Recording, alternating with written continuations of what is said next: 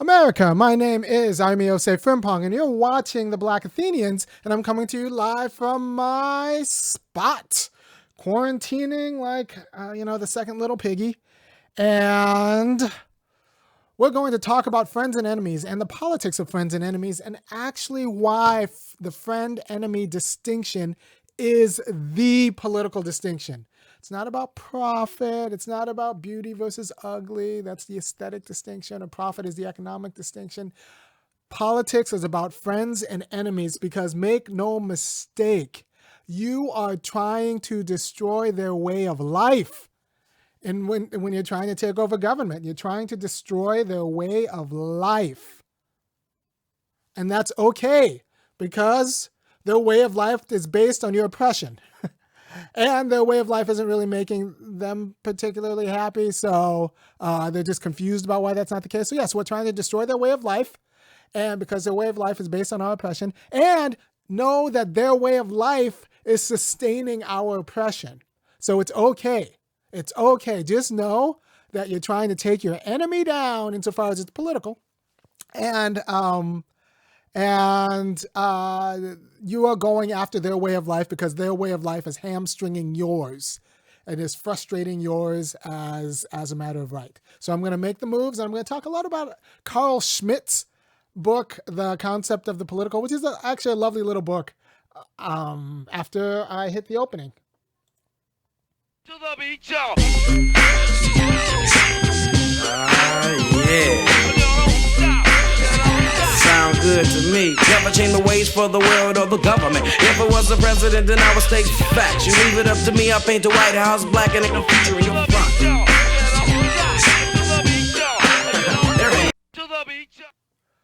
So make no mistake, in politics, you're trying to destroy their way of life. It's okay because their way of life is rooted in a degradation of your way of life. And that's what's at stake. And some people fight like that's what's at stake. And those people are usually the ones who are winning.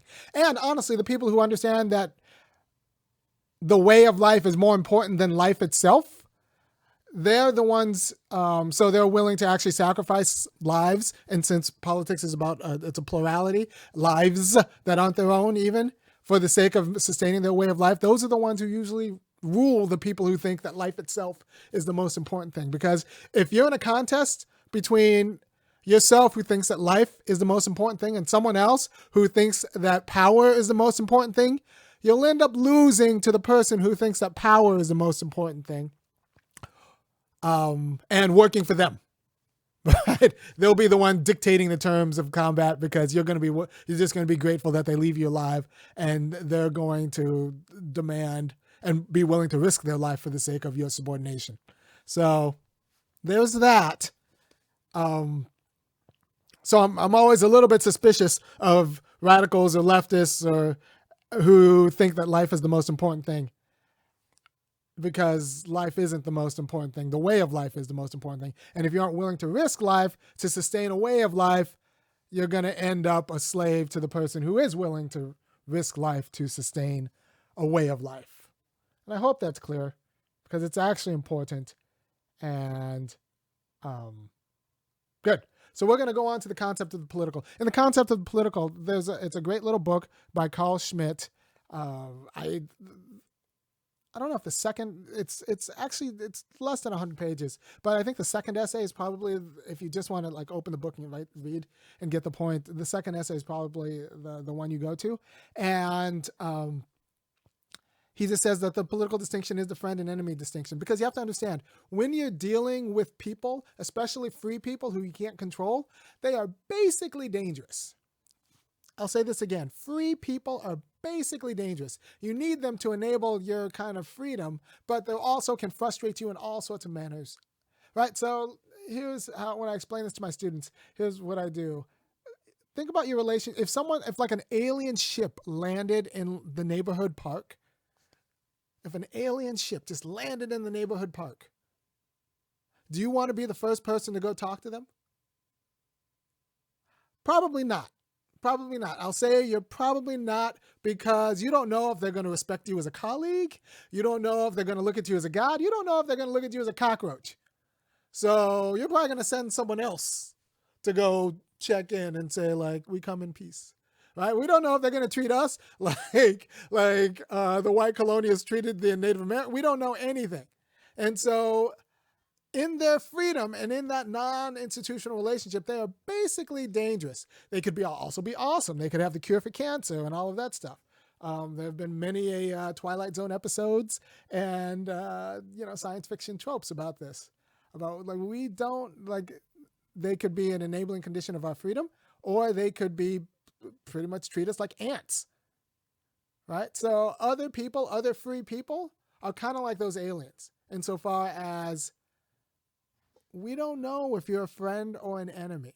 You could be both, but like there's been no recognition if you're going to enable and sustain our way of life, or if you're just going to frustrate our aims at every end. And this is important. This is important because unless we have some sort of mutual recognition of mutual respect, then we should always be very just suspicious. You are rightfully suspicious. There's a reason why you don't want to be the first person to visit the alien that just lands. Right? So we don't know if they're a friend or an enemy, but it's very important because for us to do anything, we need friends. And not enemies. Right? And nature is indifferent. So like a lot of people, who might watch this might be white or from America or something like that. My dad's from Ghana. So in Ghana, they have a different kind of understanding of nature. Nature is what kills and eats you. My mom's from South Carolina, where white people are what kills and eats. But so the idea that you're free in nature is garbage, right? You're free like the gazelle is free in the savannah, which means that they're surrounded by lions and very anxious, right? So you need some sort of relationship with would-be predators in order to actually be free and actually to be something. You need some sort of relationship of recognition. And without that relationship of recognition, they are going to destroy either your life or your way of life, right? So this was the Bernie and Elizabeth Warren problem, right? Bernie thought that Elizabeth Warren was his friend, but no, she was his enemy. And this is where Bernie's a little bit naive. He kept calling Joe, like, Joe's my friend. No, Joe's trying to destroy your way of life. And here's the deal. Sanders would often say, his campaign is an existential threat to the Democratic Party. But he didn't say the reverse, which means that, the inverse. One, the Democratic Party is going to do anything to sustain its existence as it is, its way of life. And also, the Democratic Party establishment is an existential threat to freedom for workers, right? Like there is one barrier between workers and self-determination. There's more than one barrier, but the Democratic Party is at least one of them, right? So Black people, a lot of you are Black, you have to know. And people worry about me because I am an existential threat to white America, because white America's existence depends on the subordination of Black people. It doesn't depend on the mutual sharing of power. So yeah, in a well-ordered world, and I'm going to try and have this podcast or this YouTube show, and we need to dismantle white families. We need to dismantle white churches, because if you try to just take out the Republican Party but leave the churches and the families intact, then you haven't gone deep enough. So you actually need to do a rather large cultural intervention on white America to make it just for everyone. It's okay. It's okay. Their families and churches are making them miserable just in ways they don't know. And they still get to be Christians, just like not white supremacist Christians. And I'm taking away their Jesus, but I'm still leaving them a Jesus, just not their Jesus. Because their Jesus is an asshole. But that's just, we're kind of I need to unburden them of some of the infelicities in their religion, which depend on the oppression of Black people and sustain the oppression of Black people. So you have to understand that there are enemies, right? And you're trying to destroy their existence. And their existence isn't just like their life. It's their way of life. It's their way of being in the world and interacting with the world. Because as it stands, their way of being in the world and interacting with the world depends on the subordination of my people. So we're going to have to, that has to come to an end. So we need to understand that those are our enemies. And the U.S. Constitution, as a document, we have to think of it as like the Geneva Conventions. We're in a war. The Constitution is a Geneva Convention. It's not there to negotiate the peace. It's there to clarify the conditions of war so that a future peace is possible, because that's what the Geneva Convention is. Like the Geneva Conventions arose so that we could have a war that made future peace possible. So we banned torture and all these other things. The U.S. Constitution is that. We're at war right now. Black people, we're losing. A lot of you don't even know we're fighting. That's how much we're losing. But we're an internal colony within a rather functional democracy. So we're in a war right now. We're losing the war. And the U.S. Constitution, we have to think of it, in the U.S. Code and all statutory law, we have to think of it as just a matter of like the terms of the war that we're currently losing. So we need to rearrange some of those terms. But we have to think of it as the terms of the war. And those are the terms of the war that emerge so that we can eventually find a peace. But not now. Now we're still in war. And that's how that's how we should think of the Constitution, if you care about justice. Because you have to understand how much the economy that depends upon our subjugation. And I'm not just talking about bail bondsmen and cops and like private prisons and all of that stuff, just like, and white teachers who are part of the problem. Like, I'm not talking about that economy, although that economy is an enormous economy that depends on frustrating Black self-determination. Like, I'm not just talking about that economy. I'm talking about a richer way of life that understands that our self-determination depends upon institutions of mutual recognition that actually share power to Black communities. Right? And we don't have those right now. You can say like, well, you have these little Black mayors floating around. And that's right. Your little Black mayor, one, endorsed Bloomberg. And if you endorse Bloomberg, that means you're not really free. I mean, you need Bloomberg's money. And also, your little Black mayor has to go to a state government that in the South, your little Black mayor of your little Black town, since real power is at the state level, has to go to a state government and pretty much, ask the Klan for a grant, because these state governments are run by people who have their way of life sustained by Black oppression. So even if you're you have a little Democratic mayor, anytime they need real money, they have to go to the state, or in real discretion, they have to go to the state and beseech the Klan, who pretty much runs your state legislature.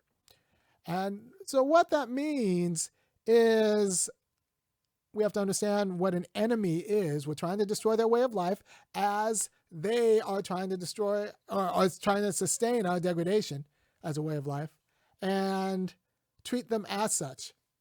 Treat them as such.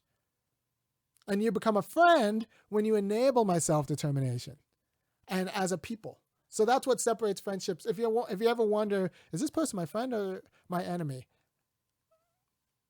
The question is, does this person enable my self-determination and enable me to have relationships of self-determination with other people of my own choosing, right? So is this person good for the Black community? Does this person enable like stronger relationships of self-determination within the Black community? This is like an enemy can offer you an individual come up, but you still work for them, and you have your little individual come up, but it didn't strengthen any of your other relationships with your other friends. You've now become an enemy of, the community, like the Black community, and that's a problem. So in seeking, in trying to sustain friendships of your enemies, you become an enemy of people you thought were your friends or you like to consider your friends. And that's a lot of like Black misleadership class. And I call them, a lot of people call them the Black misleadership class. I think maybe Yvette started that, Yvette Carnell. She's fantastic, by the way. Yvette Carnell. I support her 100%. But are they enabling your self-determination? And you have to understand that these institutions of self-determination are an infrastructure. So let me explain this with the COVID-19 bailout. When the government just kind of opens a spigot and the Fed says, well, just give loans to anybody who asks. It's not really giving loans to anybody who asks. People like large companies with an infrastructure and proximity to the Fed get the money first. They get kind of concierge service. There's something called it's a Catalan effect. Anyway, it just means that when there's a big pot of money that's available, people with established infrastructures get that money first. And maybe it trickles down eventually, but really what happens is they get that money and then weaponize it to take care of the little money. So big money eats little money. And that's because of infrastructure. So you need to democratize infrastructure if you're going to actually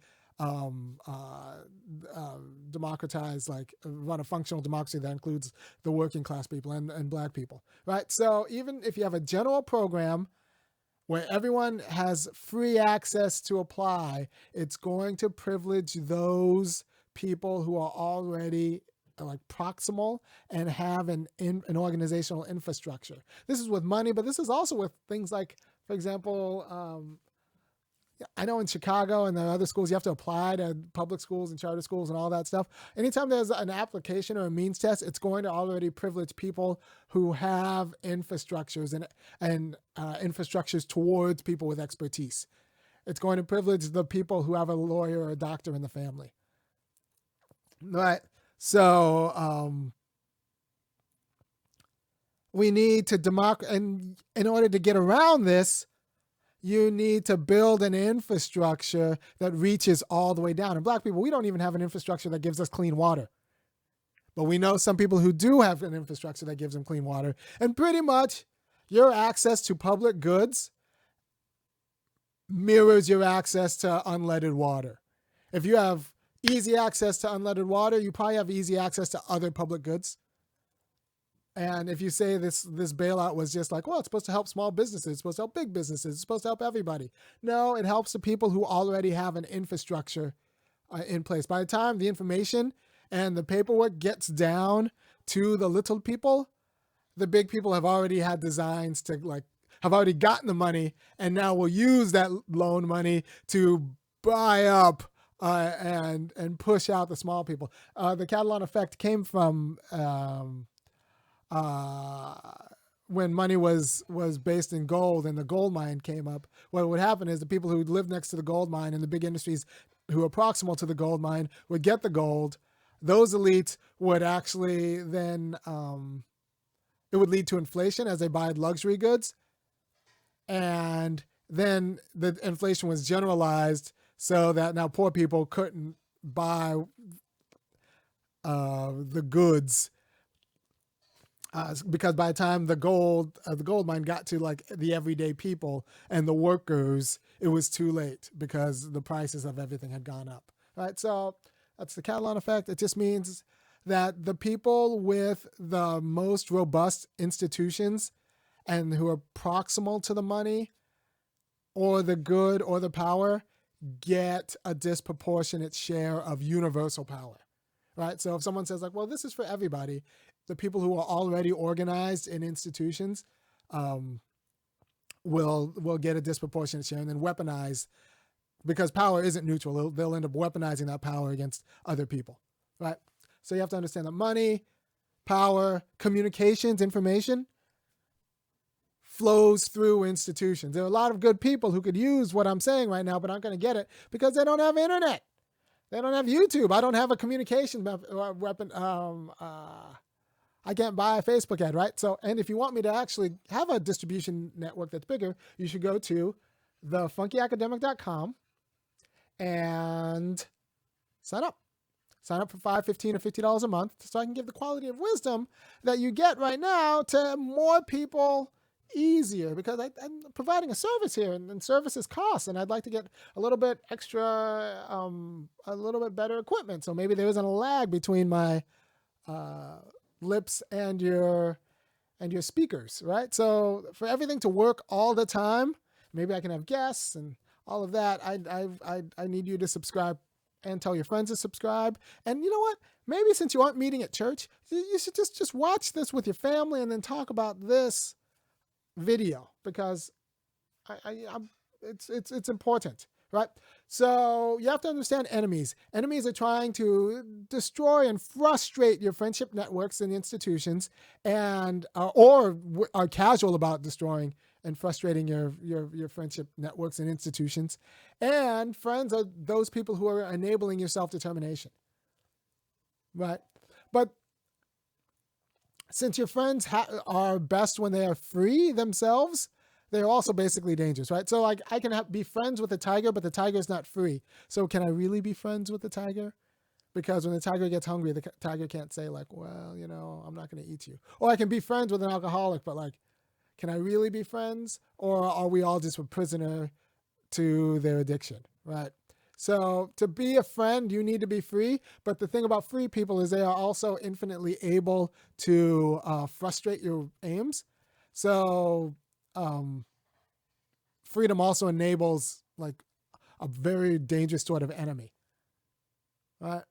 So I hope this has been kind of clear. I want to recap real quickly. The political distinction is a distinction between friends and enemies.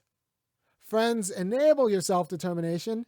Enemies are indifferent to your self-determination, right? So when one group of friends, and your self-determination also is enabling them, so it's a kind of a mutual recognition, and that when that unit is under an existential threat, that's politics, right? So politics and war are always very close and tied together.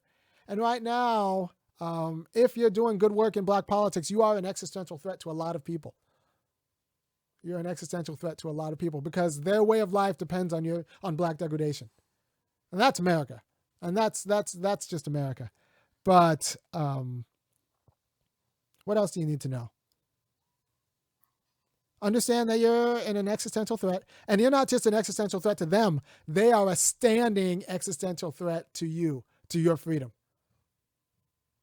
And this is one thing that the right kind of knows well. They know that they have to like work to sustain the institutions of degradation. The left, I don't know, thinks people are nice or are usually nice. I don't know. The left is confused. The left has too many kids, too many rich kids in it who actually don't know what the fight is. So I hope this has been clear. Go out and think about getting the book, The Concept of the Political by Carl Schmitt, and the introductory essay by Tracy Strong is actually really strong too, is really good too. So understand that enemies are real and that you're going to have to take them out because they're trying to take you out. Not necessarily like kill them, but you're going to have to change their way of life. So we're going to have to go after the white family. We're going to have to go after the white church. And you can say like, well, why don't we just do it all in-house? We can do it. No, it doesn't work like that. Like their life depends on our degradation. So we need to take the fight to them.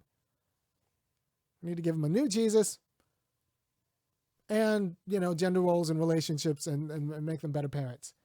And I told you before that in my world, there wasn't a Moynihan report that said the Negro family. We need a Moynihan report, Osei-Frimpong report that says the white family and like a problem for America. And I hope this has been educational. I hope you share all your friends. I hope you go to thefunkyacademic.com and give. And I hope you understand that your enemies are going to treat you like enemies. Your enemies are going to treat you like enemies. And your friends, if they're going to be friends, are going to treat you like friends. And if you don't understand the power that's involved in that, in building institutions of friendship, but having them be institutions of friendship. We're a little bit promiscuous with our institutions. We have institutions with a lot of enemies, and we think it doesn't matter, and then we end up surprised when those enemies turn out to be enemies and frustrate our self-determination. So thank you, and I will see you next week. Peace.